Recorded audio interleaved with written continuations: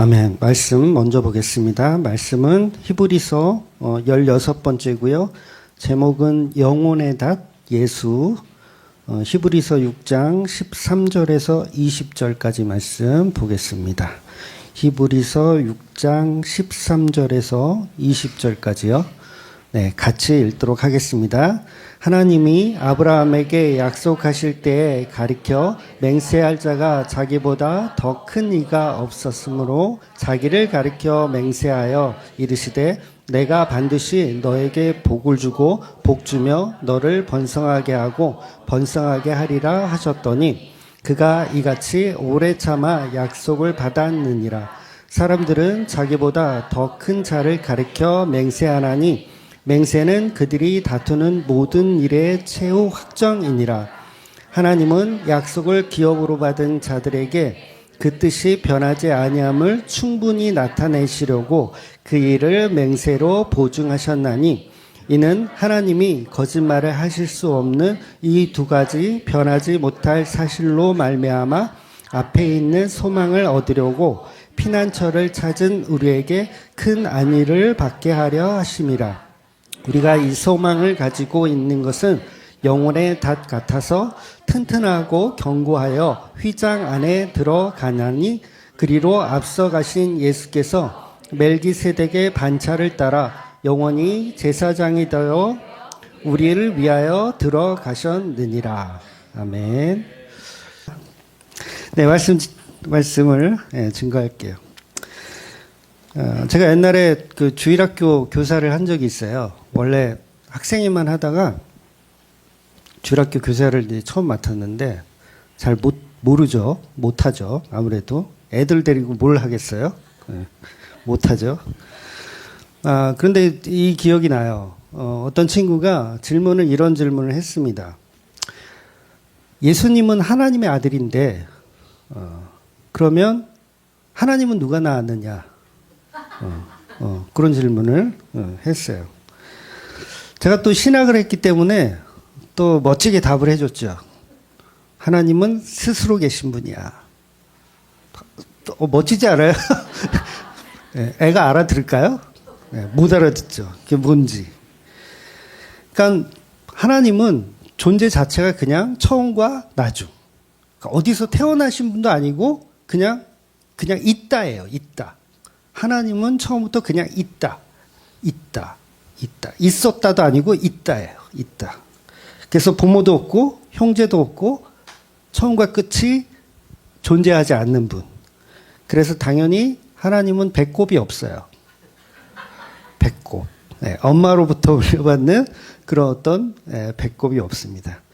그래서 이것이 오늘 결론이기도 한 다음 장에서 계속 이제 멜기세덱에 관해서 이제 이야기할 건데 이게 일맥상통하는 이야기인데 하나님은 아버지도 없죠. 어머니도 없어요. 족보도 없고 시작한 날도 없어요. 그래서 다음 장의 7장 3절에 보면 멜기세덱을 히브리서는 어떻게 표현하냐면 3절을 제가 읽어드리면 이렇게 되어 있어요. 아버지도 없고 어머니도 없고 족보도 없고 시작한 날도 없고 생명의 끝도 없어 하나님의 아들과 닮아서 항상 제사장으로 있느니라. 이렇게 표현하고 있어요. 그러니까 예수님과 멜기세덱이 닮았대요. 이 얘기는 뭐냐면 그가 곧 그리스도의 예표이며 그리스도를 상징하는 분이다라는 거예요. 그래서 저는 심하게는 어디까지 해석하냐면 그 멜기세덱은 예수님이었다로 해석하기도 해요. 그러니까 요거를 이제 또 문제 삼을 수도 있거든요. 신학적으로. 근데 뭐 그렇게까지는 하지 마시고요. 그냥 제 생각은 그런가 보다. 이렇게 하세요. 그래서 예수님이 실제로 동정녀 마리아에게 낳으신 분이지만 아버지가 없어요. 요셉은 친아버지가 아니에요. 이 요셉은요, 예수하고 마리아를 버리려고 했어요. 왜 그랬을까요?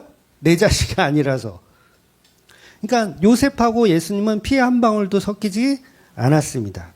그래서 마태복음 시작의 족보를 보면 14대요 이런 표현이 나오잖아요. 14대.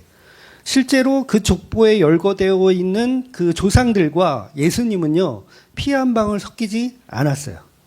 그야말로 남남입니다. 그럼 뭐예요? 예수님은 어느 족보에 가야 돼요? 예수님은 그래서 여자의 후손으로 오시는 거예요. 여자의 후손. 여자의 후손이란 말은 교회 가운데서 그냥 솟아나는 분이에요. 교회 가운데 갑자기 뭐가 툭 나타났어. 그분이 바로 예수님이라는 거죠. 그럼 왜 멜기세덱과 예수님은 공통적으로 아버지가 없고 어머니도 없고 왜 이렇게 표현을 하고 있냐면 예수님도 그랬거든요. 공개적으로 어머니 마리아를 가지고 이렇게 말하죠. 이제 제자들한테도 누가 내 어머니냐. 어머니 밖에 마리아 어머니가 오셨어요. 그러니까 예수님이 누가 내 어머니냐. 십자가에서도 노골적으로 여자여 보소서. 자기 엄마한테 여자여 보소서 이렇게 표현하더라는 거예요. 과연 이런 것들이 뭘 말하고 싶은 것일까? 바로 스스로 계신 하나님, 스스로 계신 예수님, 신적인 존재임을 드러내기 위한 거라는 거예요. 그래서 멜기세덱 역시 예수님을 예표하는 인물로 신적인 인물로 존재했던 겁니다. 그래서 본문은 우리가 소망하고 있는 그 약속의 대상, 그 대상의 그 약속의 대상이 누구다? 하나님이란 얘기를 하는 거예요. 약속의 대상. 그래서 약속의 본질은 하나님. 그래서 말씀이 육신되어 오신 그 예수님과 우리가 언약을 체결하는 거예요. 그러면 이게 어마어마해요? 안 어마어마해요? 근데 표정들이 별로 지루하다. 오늘도 한 시간을 어떻게 버틸까? 이런 표정들. 그러니까 그분이 바로 언약의 대상이기 때문에 이 약속은요, 어마어마한 거예요. 그냥, 동네 꼬마하고 약속한 게 아니잖아요. 그만큼 신이라는 개념, 하나님이라는 개념은 우리가 상상할 수도 없는 영역의 절대자이며 그분의 약속이라는 거예요. 그분의 약속. 그러니 하나님은 지존자. 그 누구와도 약속을 해도 보증을 따로 세울 만한 사람이 없어요. 그러니까 너무 위대한 사람이기 때문에 담보물이 없어요. 담보물 자체가. 그러니까 하나님보다 더 큰 이는 없죠. 그러니까 은행에서도 우리가 대출을 받으려면 담보를 제공하잖아요. 나 이 아파트가 있으니 얼마를 빌려주시오.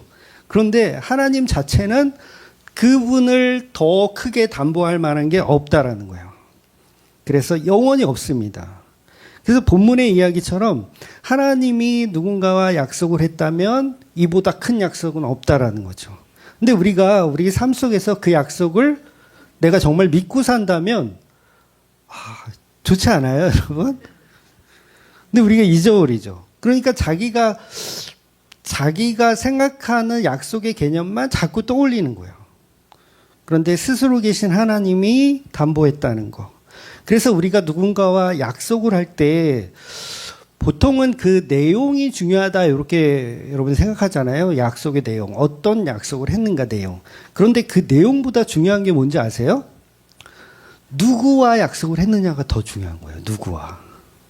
그러니까 예를 들어서 동네 노숙자하고 제가 약속을 해요. 이 노숙자가 저하고 약속을 합니다. 내가 반드시 당신을 기억하여 내가 교회 건물을 하나 지어주겠다. 저한테. 그런 분들 실제로 있었어요. 11년 동안 별의별 인간이 없었겠어요? 네, 있었어요. 그럼 제가 그 약속을 굳게 믿고 기쁨에 가득하여서 여러분 이제 우리 고생 끝났습니다. 우리에게 드디어 단독 건물이 생기게 되었습니다. 저는 그 노숙자의 말씀을 굳게 믿습니다. 할렐루야. 제가 이럴까요? 아니면 예, 식사 맛있게 하시고요. 네, 돌아서는 순간 머릿속에서 그 약속을 잊어버리는 거죠. 왜냐하면 그 약속의 가치가 없어요. 왜냐하면 그분은 능력이 없으신 노숙자님이시기 때문에 그래요. 그런데 만약 제가 삼성전자 이재용 맞죠? 이재룡인가요? 네. 죄송해요. 이재용 재룡 아무튼 이 회장님하고 친분이 있어서 근사한 레스토랑에서 막 이렇게 스테이크를 썰면서 고급 와인을 마시면서 이분이 저한테 말하기를 목사님 교회 건물을 제가 하나 지어드리고 싶습니다. 이렇게 얘기한다면 의미가 완전히 달라져요. 왜냐하면 그분은 수조 원의 재산을 가지고 계신 분이기 때문에 작은 건물 하나 지어주는 건 그분한테는 그렇게 큰 일이 아니에요. 그러면 이거는 진짜일 가능성이 크잖아요. 즉 약속이라는 건 내용보다 뭐가 중요하냐면 누군가와 약속을 했느냐가 중요하다는 거예요. 바로 그게 오늘 본문이 얘기하고 싶은 서론인 거예요. 그 대상이 누구냐? 우리가 누구와 약속을 했느냐? 그분은 천지를 만드신 그 하나님이 약속하셨다라는 거예요. 근데 문제는 그 약속에 대한 개념 자체를 우리는 잘 모르고 있다는 게 이제 문제죠. 그래서 오늘 본문에 보면 그 하나님이 저와 여러분에게 약속을 해주셨어요. 근데 그 약속이 뭐냐면 14절은 이렇게 얘기합니다. 이르시되 내가 반드시 너에게 복을 주고 복을 주며 너를 번성하게 하고 번성하게 하셨더니 라고 되어 있어요. 요거는 창세기 22장에 있는 말씀을 아브라함에게 주신 말씀을 인용해서 이야기하는 거거든요. 내가 너에게 두 번씩 얘기해요. 복에 복을 주고 번성과 번성을 주겠다.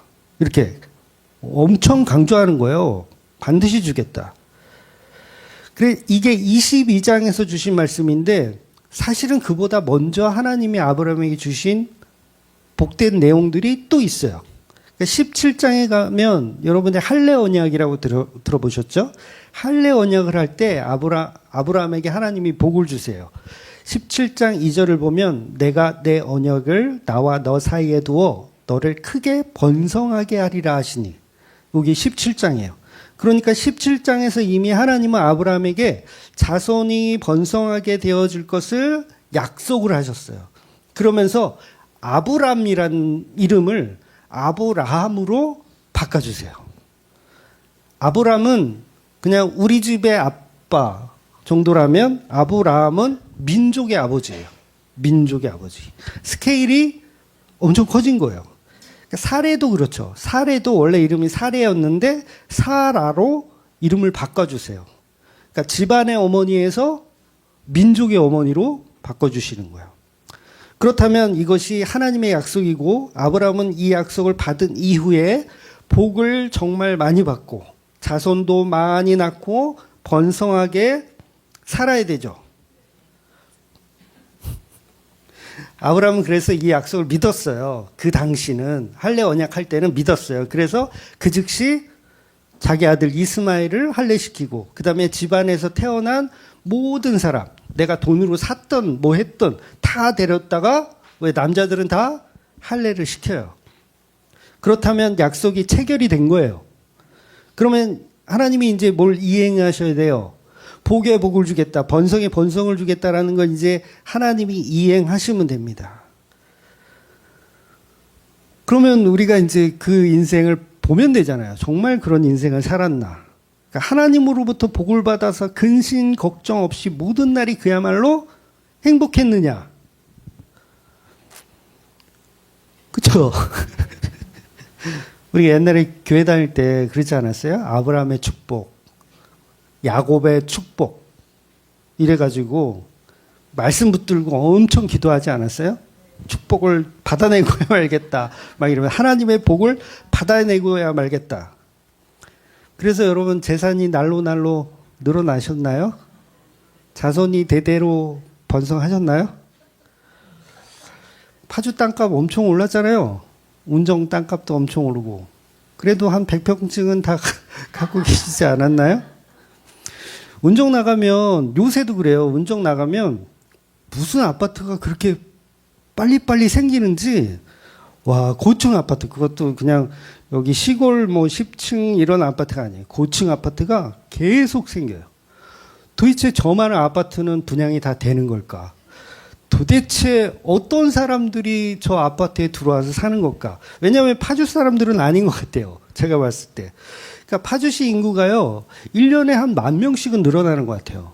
운정 신도시 때문에 그러겠죠? 한 10,000명은 늘어나요, 1년에.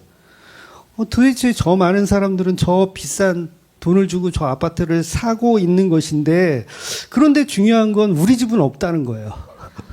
저렇게 아파트가 많은데, 우리 집은 없어요. 도대체 저 사람들은 어떤 복을 받았길래? 그렇잖아요. 하나님께서 복의 복을 받았기 때문에 여기도 이 건물주 혹시 계시는지 모르겠지만 복의 복을 받아서 정말 그분들은 왜 복을 받았는가. 그런데 우리는 기도라면 빠지지 않았는데 저도 그렇거든요. 기도하면 빠지지 않았어요. 누구보다도 더 강렬하게 더 강하게 끝까지 물고 늘어지면서 막 그 기도를 하는 스타일이었는데 우리 집만 없어. 온종 신도시에 누구 집만 없다고? 우리 집만 없어. 여러분 집도 없나요? 그래서 결정적으로 아브라함이 복을 받았는가 보자는 거예요. 하나님이 약속하셨으니 당연히 복을 받았겠지. 그래서 아브라함은 최소한 이제 욥하고 같은 동시대의 인물로 보거든요. 그러면 욥도 한 10명씩 이렇게 한번 낳으면 10명씩 낳잖아요. 그러면 10명씩 낳고, 물론 욥은 이제 자식이 죽기도 하고 그러지만, 그러지 않고 막 이렇게 잘 살고, 딸들은 세상에서 가장 아름다웠다. 막 이런 소리도 좀 듣고, 지혜가 넘쳐가지고, 막 너무 잘 산다. 손주들도 한 100명. 10명에서 10명 하니까 100명 아니에요. 한 100명 정도 낳고 이렇게 사는 모습이 아브라함의 이 말년에 보여지면 앞뒤가 맞는구나라고 생각을 할 거 아니에요. 그런데 아브라함의 삶을 보면 큰 복을 누리며 자자손손 낳고 꽃길을 걸으며 살았던 모습이 전혀 없어요. 물론 사라가 죽은 후에 다른 아내를 통해서 자식을 더 낳기는 해요. 그런데 사랑하는 사람이 죽고 나서 얻어지는 행복? 그게 무슨 의미가 있을까요? 아무 소용이 없죠. 그러니까 복을 분명히 약속받았는데 그것도 반복해서 2번이나 3번이나 계속 받는데도 불구하고 아브라함의 인생은 창세기에 아무리 뒤져봐도 복받는 삶이 전혀 아니라는 거예요. 그러니까 아브라함의 인생에서 복을 받았다라고 굳이 한 가지를 말하자면 사랑하는 아내 사라를 통해서 이삭 한 명 태어난 게 끝이에요. 다른 게 없어요. 아니 하나님이 분명히 할례 언약 그 이전에 또 언약이 또 있어요. 15장에 보면 쪼개진 고기 사이로 횃불 언약이 있거든요. 하나님이 쪼개진 언약 사이로 걸어가시는 그 언약. 그게 먼저 나와요. 거기서도 보면 15장 5절에 보면 그를 이끌고 밖으로 나가 이르시되 하늘을 우러러 무별을 세워보라. 하늘 별을 세워보래요. 그와 같이 너의 자손을 많게 하리라. 그런데 이게 15장이잖아요. 12장에 가면 또 비슷한 얘기를 하세요. 12장에 가면 뭐라고 하시냐면 12장 1절 여호와께서 아브라함에게 이르시되 너는 너의 고향과 친척과 아버지 집을 떠나 내가 내게 보여줄 땅으로 가라. 내가 너로 큰 민족을 이루고 내게 복을 주어 내 이름을 창대하게 하리니 너는 복이 될지라. 12장이에요. 그럼 오늘 인용했던 22장 17절 읽어드릴게요. 내가 내게 큰 복을 주어 내 씨가 크게 번성하여 하늘의 별과 같고 바닷가의 모래와 같게 하리니 내 씨가 그 대적의 성문을 차지하리라. 이제는 합쳐버렸어요. 하늘의 별하고 바다의 모래하고 합쳐버렸어. 이만큼 복을 주겠다. 근데 아브라함과 사라는 고작 이삭 한 명을 남기고 죽더라는 거예요. 그러면 12장부터 복을 준다고 했으면 너의 친척 아비 집을 떠나오라. 가나안 땅으로 와라. 그럼 복을 주겠다 했잖아요. 이행했어요? 안 했어요? 이행을 했어요. 떠나서 왔잖아요. 가나안 땅까지 왔어요. 그러면 왔으면 그때부터 복의 복을 줘야 되잖아. 근데 왔더니 기근이야. 가뭄이야. 괜히 왔다 생각이 들어야 안 들어요? 괜히 왔구나. 샹. 남방으로 내려가는 거예요. 어디로 내려가? 애굽으로 내려가요. 가자마자 생명의 위협을 느껴요. 왜냐하면 애굽 사람들은요. 이게 지역 자체가 이집트는 아프리카 대륙에 있거든요. 그러다 보니까 이 흑인들이 좀 이렇게 섞여 있어. 그러니까 여자들이 예뻐요, 안 예뻐요? 별로 안 예뻐. 근데 사라는 저기 좀 높은 데서 왔잖아. 좀 위쪽 지방에서 왔잖아. 그러니까 딱 보기에도 예뻐. 나이가 많아도 예뻐 보이는 거야. 여러분 동남아시아 여자들 보다가 한국 여자 보면 되게 예쁘지 않아요? 저만 그런가? 나만 쓰레기야? 애굽 사람들이 환장을 할까봐 이 아내 사라를 속이죠. 내 아내가 아니다. 내 아내라 그랬다가는 나를 죽이고 아내를 뺏을까봐 아내가 아니고 누이다라고 속여요. 그리고 바로 왕에게 자기 아내를 가져다 바치는 거예요. 다 죽을까봐 바치는 거예요. 아니 아브라함이 바치고 싶어서 바치겠어요? 어떻게든 같이 살아보려고 했던 거예요.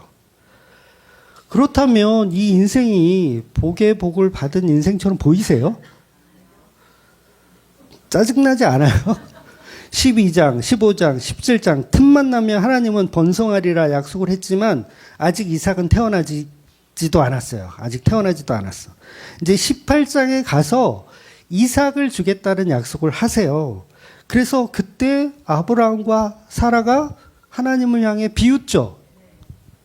18장 12절에 보면 이렇게 되어 있어요. 사라가 속으로 웃고 이르되 내가 노쇠하였고 내 주인도 늙었으니 내게 무슨 즐거움이 있으리요. 그러면서 비웃어요. 그리고 그때쯤 또 어떤 사건이 벌어지냐면 소돔과 고모라 아시죠?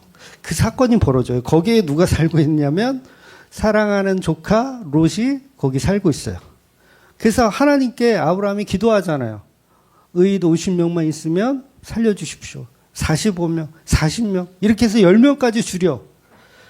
그런데 그야말로 그렇게 했음에도 불구하고 의인 10명이 없어서 소돔과 고모라는 어떻게 됩니까?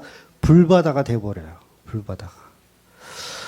여러분 인생이 이렇게 꼬이고 꼬이는 인생이 있어요. 어찌어찌해서 그래도 롯을 구출을 했어. 롯의 아내는 나오다가 소금기둥이 되어버리고 2달만 겨우 생명 건져서 나와요.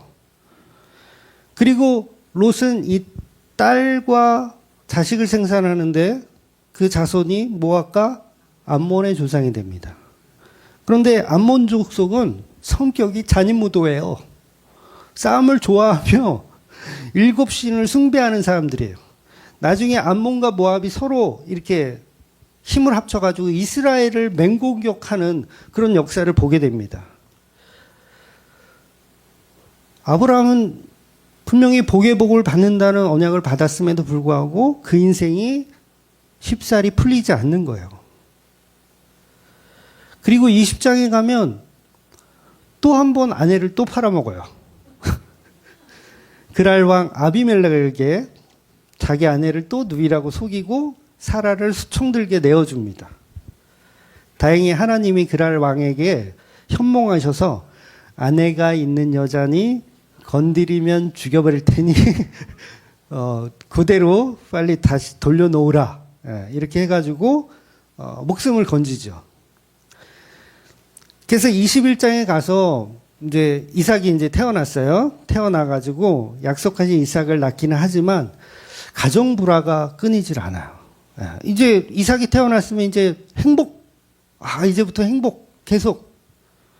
근데 이삭이 젖대는 날 큰 잔치를 베풀었는데 하갈의 아들, 그러니까 이삭의 형이죠. 이삭의 형 이스마엘이 이삭을 괴롭히는 거예요. 이삭 엄마 사라가 꼭지가 돌았어요. 그래서 아브라함에게 여종 하갈과 당신의 아들 이스마엘을 당장 내쫓아라. 난리 치는 거예요.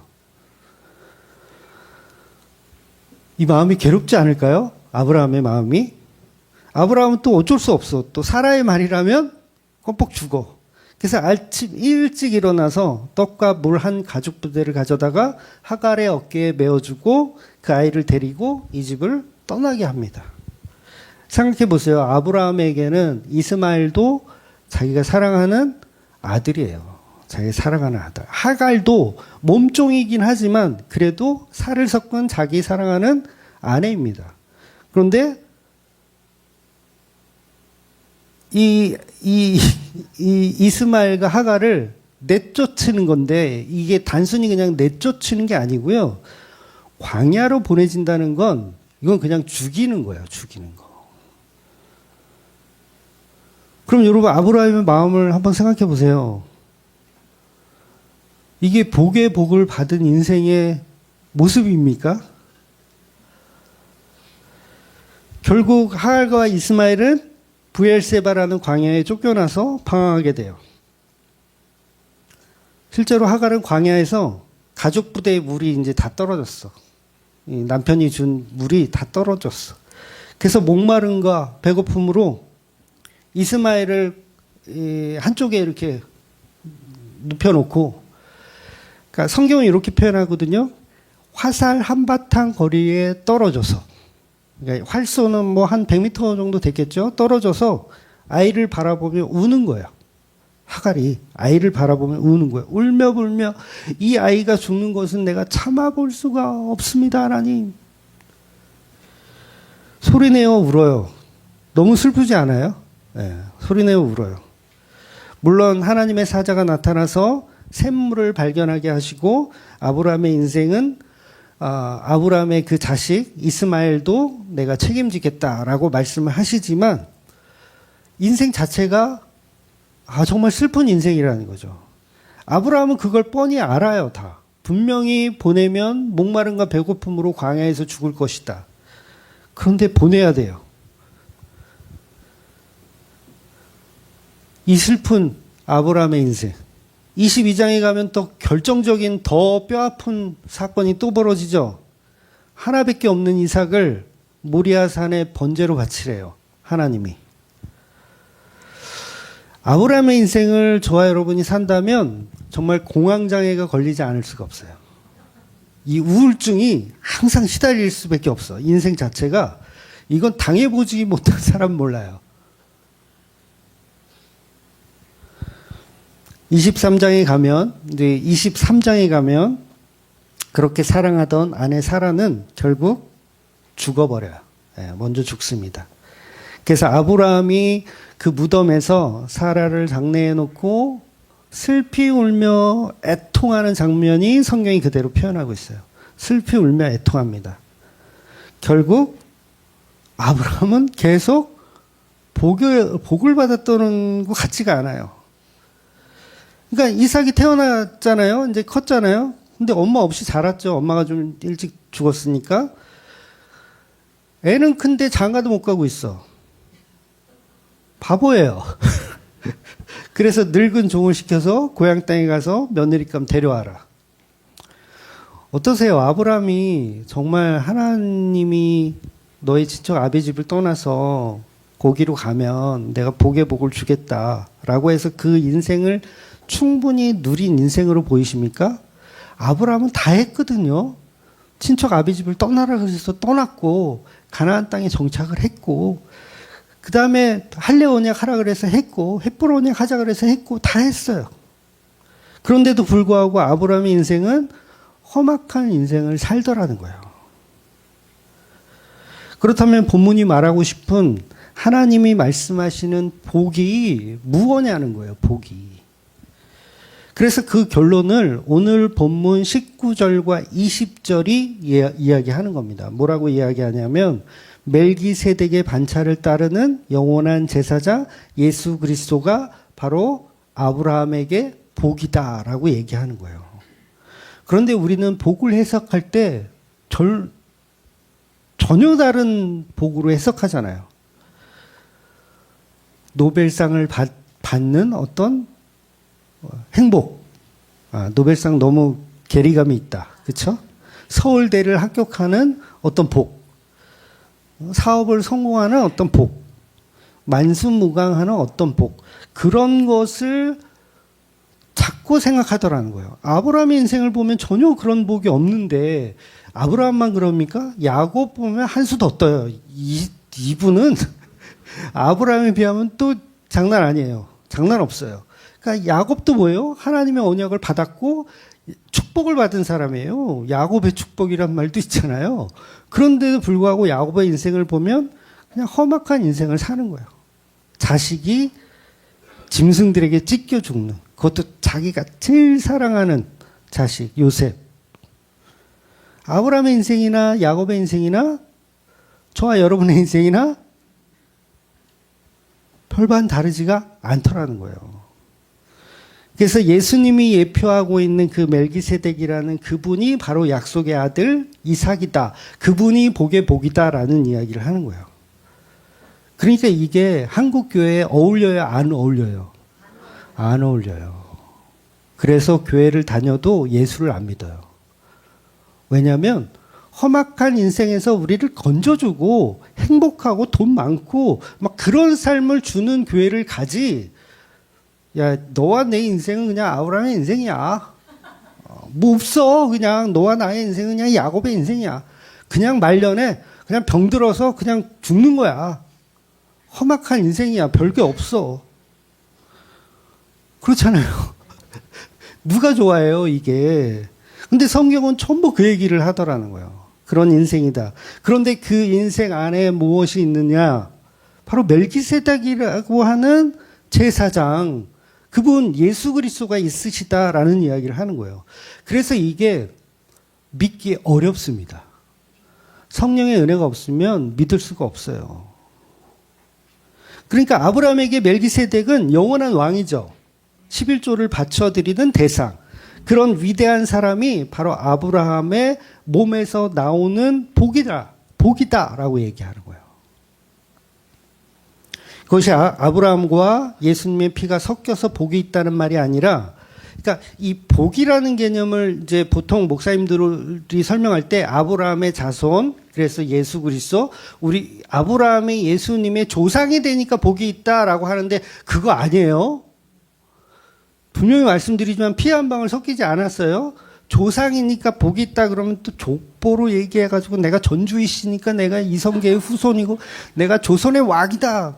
이런 얘기를 하는 게 아니란 말이에요. 무슨 얘기냐면 그분이, 그 예수라는 그분이 우리를 섬겨주신다 그 얘기를 하는 거예요.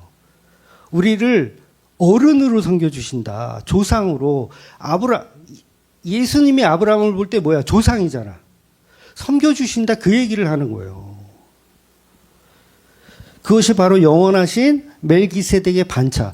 그러니까 멜기세덱은 영원한 왕인데 멜기세덱이 아브라함을 섬긴다 이 얘기예요. 섬긴다. 그래서 뭘로 섬기냐?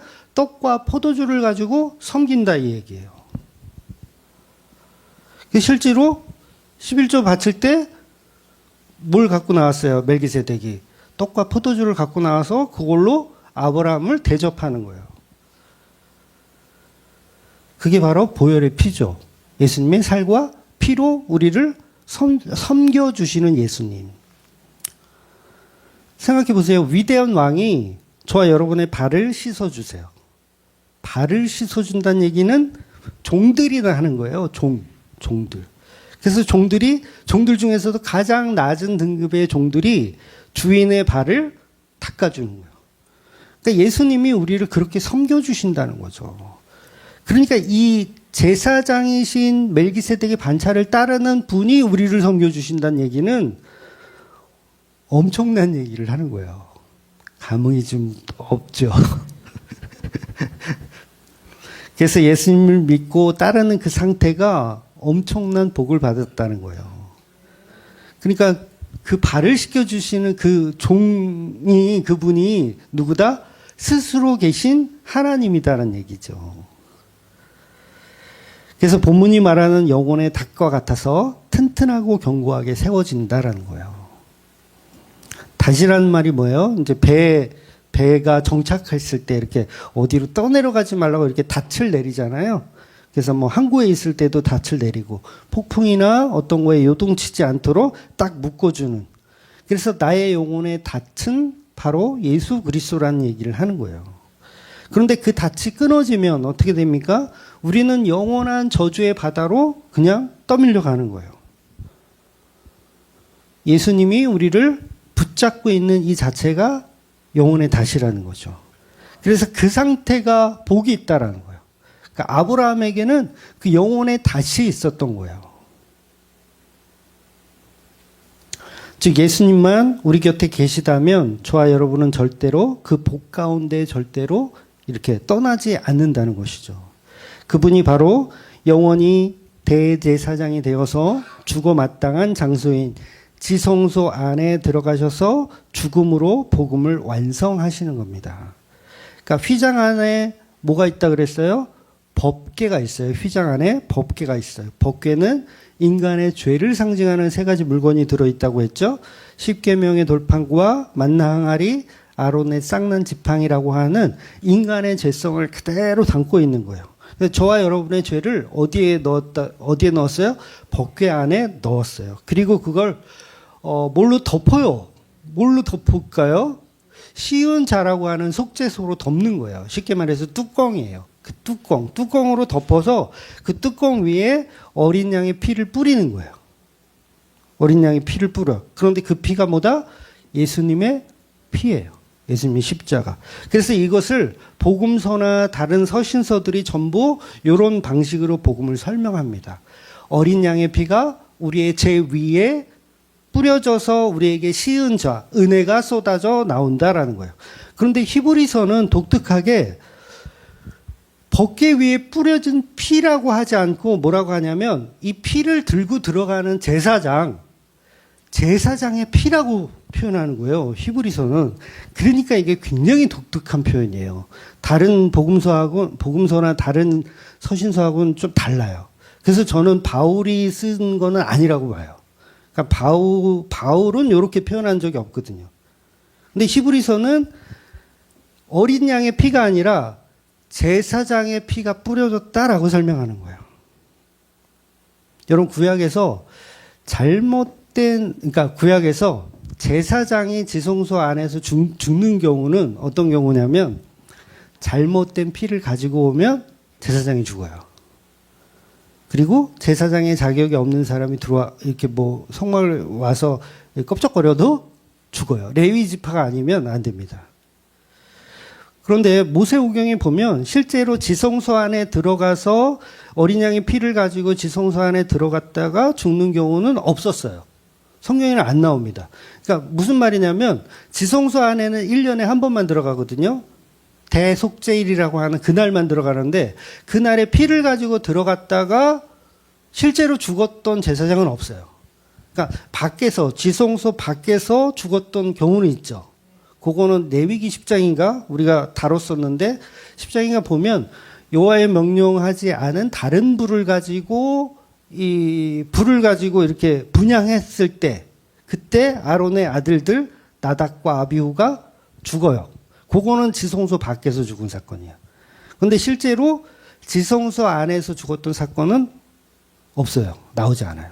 그러면 이게 무슨 말이 되냐면 히브리서가 하고 싶은 말은 뭐냐면 저와 여러분이 대제사장이신 예수님에게 피를 주고 이 피 갖고 지성소 안으로 들어가 주세요라고 하잖아요.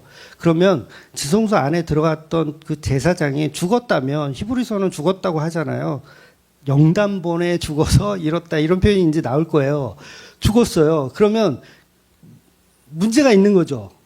이 제사에 문제가 있는 거예요. 그럼 무슨 문제냐? 무슨 문제일 것 같으세요? 피가 잘못된 거예요. 피가 잘못된 거. 그러니까 예수님 손 안에 우리가 어린 양의 피를 쥐어주고 들어가세요, 제사장님. 이래야 되는데 어린 양의 피를 쥐어준 게 아니라 부정한 피를 쥐어줬다는 거죠. 그게 뭐예요? 돼지피, 개피. 개피 좀 그렇다. 강아지 피, 닭피. 하여튼 여러 가지로. 그러니까 요 피를 예수님한테 쥐어주고 요거 가지고 지성소 안으로 좀 들어가자고 하는 거예요. 그러니까 오늘날 우리가 예배 드리는 것도 전부 우리가 뭐예요? 예수님 손에 나의 번영을 쥐어줘. 요거 들어가서 어떻게 해결 좀 봐주세요.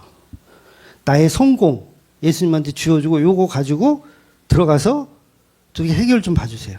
나의 합격, 우리 집 만세, 우리 교회 만세, 우리나라 만세를 예수님의 손에 쥐어주고 지성소 안으로 들어가게 한다고요. 그것도 예수님의 이름으로. 저와 여러분이 기도할 때 항상 예수님의 이름으로 우리나라 만세를 쥐어주는 거예요. 그거 들고 지성소 안에 들어가시면 어떻게 돼요? 죽는 거예요. 근데 실제로 교회에서요, 지금도요, 예배 시간인데 막 이승만의 위대함을 막 설교해. 또 어떤 교회 가면 또 김구의 위대함을 막 설교해. 그러다가 막 자기들끼리 막 미쳐.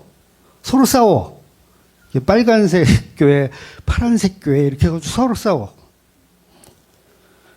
예수님의 피가 없어요. 전부 자기들이 잘 먹고 잘 사는. 여러분 정치적으로 왜 싸울까요? 잘 먹고 잘 살고 싶은 거예요. 그러니까 뭐 윤석열이 옳다, 이재명이 옳다. 그 왜 그러는 거예요? 누구를 뽑아야 우리를 잘 살게 해줄 것이냐를 갖고 싸우는 거예요. 이게 뭐예요? 교회까지 그게 들어와서 교회 안에서도 여전히 우리가 잘 먹고 잘 사는 걸 목적으로 하여 교회를 다니니까 이런 일들이 벌어지는 거예요. 그러니까 예수님의 피에 어린 양의 피를 쥐어주고 지성소로 들어가게 해야 되는데 개, 돼지 피를 가지고 예수님 손에 쥐고 들어가게 하는 거예요. 그러면 이스라엘 백성들이 다 죽어야 되죠. 그런데 하나님은 이스라엘 백성들을 다 죽이지 않나요? 제사장이 죽을 것이다. 이렇게 말씀하시는 거예요.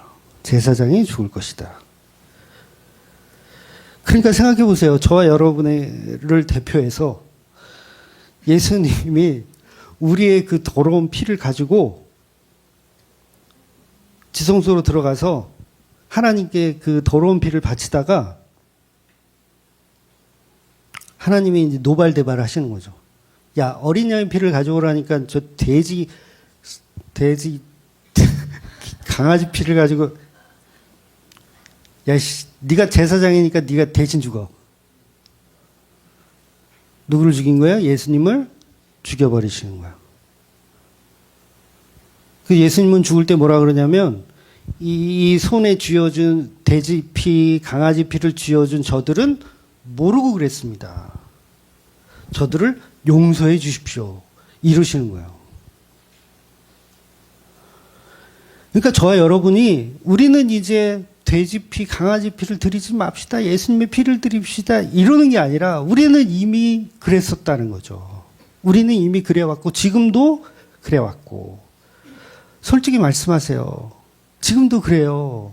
저와 여러분이 여전히 생명보다는 생존을 위한 것을 하나님께 간구하고 싶어요.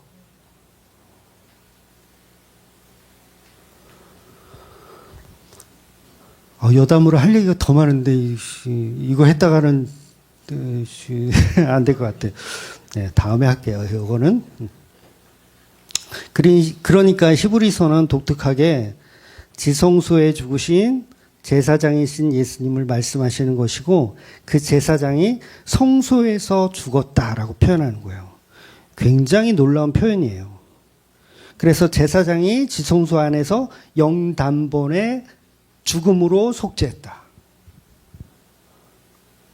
그러니까 사람들이 이제 이상하게 생각하죠. 아니 예수는 레위 지파도 아닌데 유다 지파인데 어떻게 예수님의 피가 우리를 속죄할 수 있느냐. 제사장이 될 수가 없잖아요. 유다 지파는 제사장이 될 수가 없어요. 그러니까 사람들이 교인들이 이상하다라고 하니까 히브리서가 뭐라고 얘기하냐면 예수님은 멜기세덱의 반차를 따르시는 레위보다 더 먼저 아론보다 더 먼저 계셨던 지극히 높으신 하나님의 제사장이었다라고 얘기하는 거예요. 그래서 다음 장 이제 7장에 가면 이제 그 부분을 자세히 제가 반복적으로 이제 설명드릴 건데 7장 27절을 제가 읽어드릴게요. 그는 저 대제사장들이 먼저 자기 죄를 위하고 다음에 백성의 죄를 위하여 날마다 제사 드리는 것과 같이 할 필요가 없으니 이는 그가 단번에 자기를 드려 이루심이라. 피가 필요 없대요. 피를 가지고 지성소에 들어가는 건데 피가 필요 없대. 누가? 예수님이 피가 필요 없어. 왜냐하면 내 피로 지성소에서 내가 죽을 거니까. 그래서 히브리서는 노골적으로 동물의 피가 필요 없다라고 얘기합니다. 동물의 피 필요 없어. 제사장이신 예수님의 피가 우리를 구원했다라고 얘기하는 거예요. 그래서 속죄일에 지성소에 들어간 그 대제사장이 죽음으로 인해서 모든 제사가 끝나버리는 거예요. 속죄. 그래서 이걸 영단번에 속죄되었다라고 히브리서가 설명하는 겁니다. 히브리서 9장 12절 제가 읽어드릴게요. 염소와 송아지의 피로 하지 아니하고 오직 자기의 피로 영원한 속죄를 이루사 단번에 성소에 들어가셨느니라. 아멘. 그러니까 우리가 이제 어린 양의 피, 그러니까 정결한 소의 피, 이거를 예수님 손에 드립시다라고 가면 그것도 틀린 거예요. 이미 드려졌군요. 예수님이라는 그분의 피로 이미 드려졌군요. 그래서 제사장이 엉뚱한 피를 드리다가 야단 맞고 자기 피를 뿌리고 죽는 거예요. 그러니까 이 히브리서의 표현이 놀랍지 않아요? 저만 놀라운가요? 그러니까 예수님과 하나님이 대립되는 거예요. 대립되는 거.